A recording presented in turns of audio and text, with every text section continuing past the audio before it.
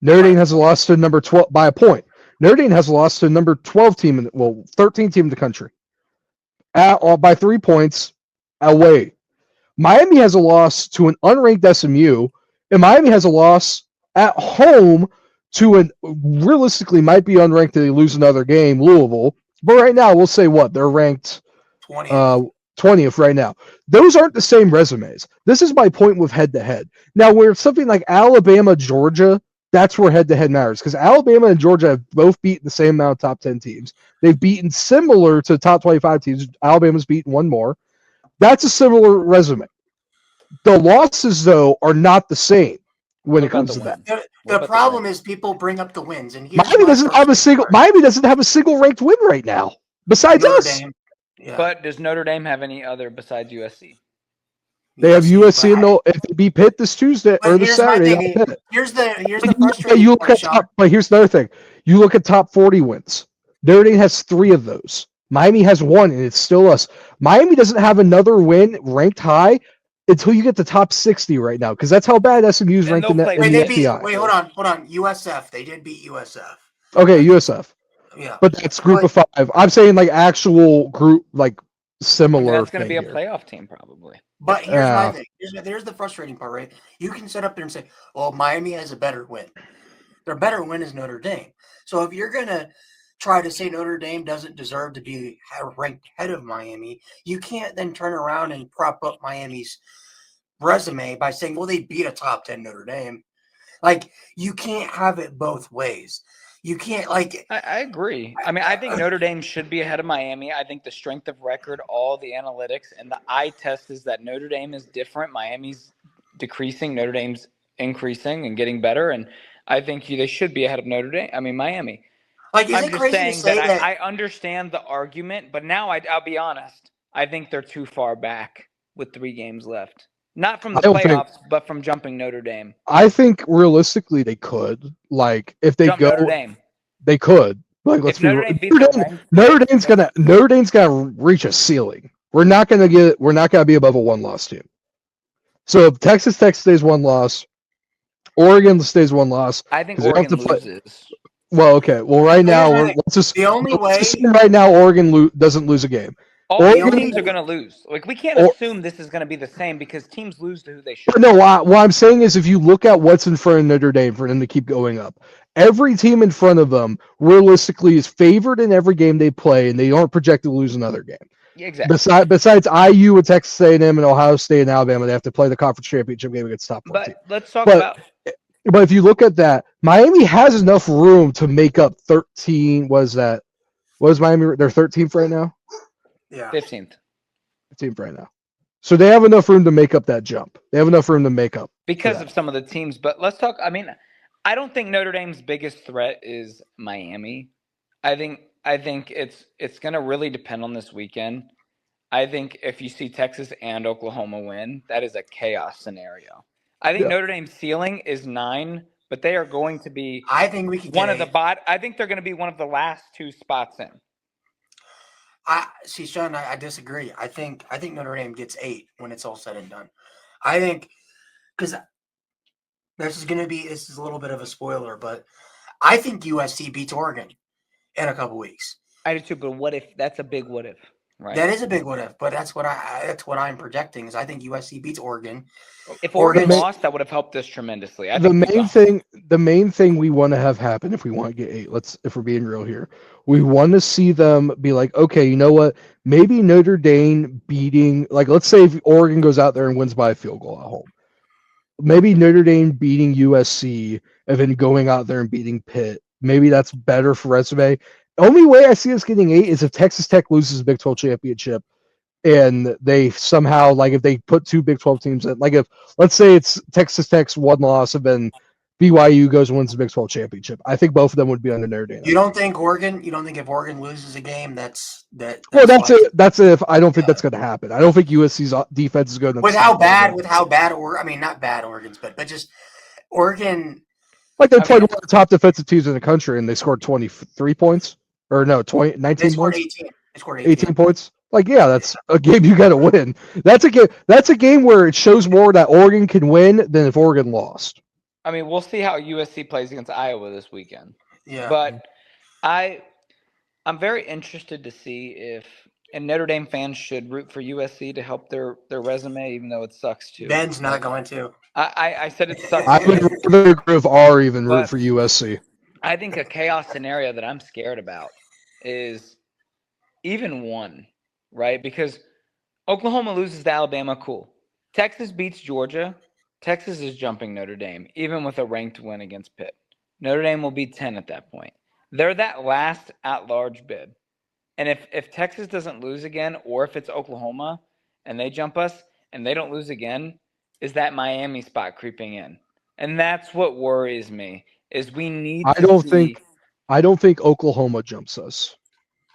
Because I think realistically, if Oklahoma beats Alabama, I don't know if that you have to look at it this way. That means Alabama's probably going outside the top 12 or top 10. They're not going to leave Alabama in the top 10 with that resume. Let's be real. Because then you have to actually talk about with that the resume, Florida they State. beat 4 straight ranked teams. But what happened last year? They did the same thing, and guess what the committee looked at? Their losses. And now you're going to But now you're going to tell Alabama, okay, you're on a thin line. We're putting you on a thin line here. We're going to keep you here. If you win out, we're going to move you up because that's what you deserve. But you're showing what we saw last year in Alabama, losing these games like that when you have really good wins. Because they had a really bad loss to Florida State. They had a decent loss to Tennessee. And then all that adds up is another Vandy loss. And guess who will play at the end of the season? Vandy 2.0. I don't think Texas beats Georgia because it's at Georgia. People talk hypothetical that a 3-loss team should know.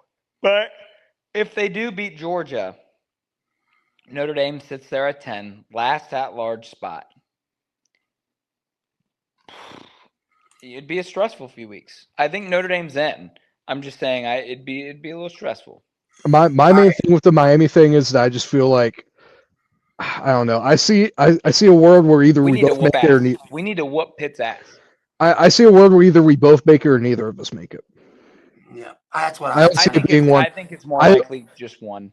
I think if we're both 2-2, I see it either both of us or neither of us make it. One quick question, and then we'll move on. Could you see if you're the committee, and say the nightmare scenario in the ACC happens, Duke wins the ACC championship. You have a 10-2 Miami. You also have a 12-1 James Madison and a 11-2 Tulane American champion. Does the committee put in Miami? They can't. And the two G5 conference champs instead of Duke? No, I think you have to realistically look at it. At what point? I don't think we keep saying like, oh, Duke could be a conference champ and be ranked below 2G. It's not going to happen, guys. Let's be real. If James Madison gets in the top 25, it's got to be 25 or 24. Like SMU's receiving votes in the AP. So if it's SMU that makes it, I think they're ranked in the top 25 decently high. I think it's atrocious if Notre Dame, we've already talked about this, they're 9. They're 9 right now. With 3 weeks left, if they're 9 and keep winning and fall out, that's atrocious. Like it sucks, but then it goes back. Like it's the same thing that we heard last year. You gotta win you gotta win your big games, and you gotta have a good season. You shouldn't fall when you keep winning. If they feel, hey, this team's the 9th best team, and they keep winning and blowing out teams and beating a ranked Pitt, how could you drop a team when they're 9? The only way it would be if Texas beats Georgia and A&M, they rightfully should jump Notre Dame. Yeah. Well, I think something that we don't know, like we aren't fully reminiscing yet, is that Vandy might be this 2-loss team that doesn't make it. And they're in the SEC. Like, let's be real here. Like, Vandy, I wouldn't say is a better team. Like, no, they're not better than us. Let me restate that. They almost lost to Auburn. They almost lost to Auburn in overtime. They're not better than us. But their resume is very similar to us with the fact that they don't have a ranked win outside Missouri who was hurt. Like, they're very similar to us right now. So that's another 2-loss team. I would understand it if it's like, okay, Alabama makes. I understand it if it's Oklahoma, Alabama, Tech. If it's 8 or 6 SEC teams make it in, and we just get screwed, fuck. Like there's nothing we can do. We have to be. We have to hold the fucking bar on the expert. Well, I just don't think you can drop a team for when they keep winning. And if you say they're the 9th best, and then you're just like, not anymore when they keep blowing teams out, that's fucked. But I will say that it won't. I think we're in. I think we make it. We've said it for weeks. If we went out, we're in. If you had the choice, would you prefer 8 or 9 or the 10 seed? Kind of like this comp, because 8 or 9, you're most likely playing Ohio State. It depends. I just want to be in, to be honest. I don't care what. I would rather just make I don't really care if we win the Natty this year. I don't think we're going to win it. Don't count out Michigan, whether I agree with it or not. So here's my thing. I think Michigan's chances, regardless if they beat Ohio State or not, depend on USC. They need USC to lose another game. Because if USC wins out and Michigan wins out, I don't care. I don't care. My main thing with that is that I don't think they have similar resumes. You think Michigan's is better? I think Michigan's is way better. They beat the number 1 team in the country. They don't even beat they beat possibly the best team we've seen in 3 years of CFP. But USC since NIL. The team that I would agree with that. They dominated Michigan. Yeah, I would agree with that if it was a close loss. I understand that, but we have to look at it this way. Why are we not giving Vandy the credit? Because Vandy beat Missouri with a broken quarterback, with an injured quarterback who was not playing in the game. Michigan was missing Justin Hayes in the whole second half of that game. Yeah, but I think they give leverage. But I don't know if it's the final decision. I think they give leverage. It's a pretty good reason. It is. No, they were already losing. No, they were only down by 7 when Justin Hayes at halftime. But they were down. But then USC had the ball, and they. But let's look here. Justin Hayes went out at halftime. Also, the backup. You have to defend Michigan here. It's a fucking pain in the ass. The backup running back didn't look bad, if I remember right. But it doesn't matter. You're losing one of the best running backs in the country. It doesn't matter if he looks bad or not. If we lose Jeremiah Love instead of getting 100 yards, but Jadarian Price comes in and gets 100 yards, what's the difference if it's 100 yards? Because we lose our best running back in the country, and we don't have the 1-2 punch that we prepared the whole season for. But you're getting the same exact production. So I have a question. So let's take out Jeremiah Love for the rest of the fucking season. Are we as good without Jeremiah Love? There's a difference. But no, there's not. It doesn't. If you take Jeremiah Love out at halftime against Pitt, are we good in the first half, or are we better in the second half? My question is, in the second half, if Jeremiah Love versus Pitt runs for 100 yards and a touchdown, is there a difference between him doing it and Jadarian Price running for 100 yards and a touchdown? It does not, Sean. It does not matter, because you're still taking away the best player on their team. It does not matter and who knows, maybe Justin Hayes runs for a lot more yards. Here we go. Adam brings up a good point, but USC was also on its third string running back. They were, but guess what? They're also, that's what I'm saying, though. They're going to give leverage in a way. They're going to say, well, Michigan was missing the best player on their team, a top 3 running back in the country. USC was missing a running back who's probably going to be, maybe an NFL, 6th-round pick someday. But then a third string's bad though. It was a walk-on. It was a walk-on. But at the end of the day, what is worse, losing the number 3 running back in the country or losing number 25 in the country? Losing number 3. But that's where I think it. Also, Michigan at half got the ball back. That's where I think they started the second half with the ball. I agree, Ben. I agree with you 100%. If the loss was closer. But the fact that you're in the second half, and when you're down 14, 17, you're not running the ball. You're throwing the ball because you're down. And I think they had to They were down 7 points. They got the ball. They started the ball in the second half. Agreed. Let me finish. But situationally, the game switched to where they had to throw the ball because they were down, even though they were down 7. But thinking about it like this, USC, if it was close, but beating them by 20 something points, it makes it I don't know if I think they would have still won.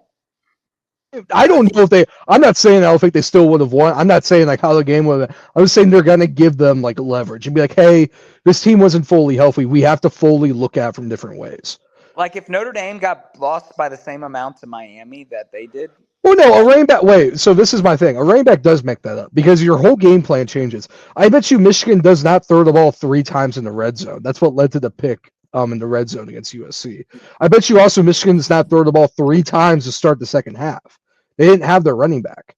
Like that's what happens in that Okay, how about situation. this? What about the loss to Oklahoma? But also, you have a team like the whole. Oh yeah, Oklahoma loss is just bad. Like that's just a bad loss. They had two bad like at that point. But like when you think about this, it's like it's not just the running back for Michigan's team; it's the whole team of Michigan. And if the other I guys, understand that, but you have to look at from you're taking away something off a game plan you've prepped. That's my thing. And like maybe if they thought Justice Hayes, if they thought Justice Hayes was hurt, and like they prepared for it, I completely agree with you. But that was a freak injury that he had happened. He got rolled up on, so like it kind of adds up for him. All right, let's go ahead and And I hate to do it. I hate to defend Michigan because I hate them almost as much as I hate USC. You're Neff's favorite person right now. Neff in a hole.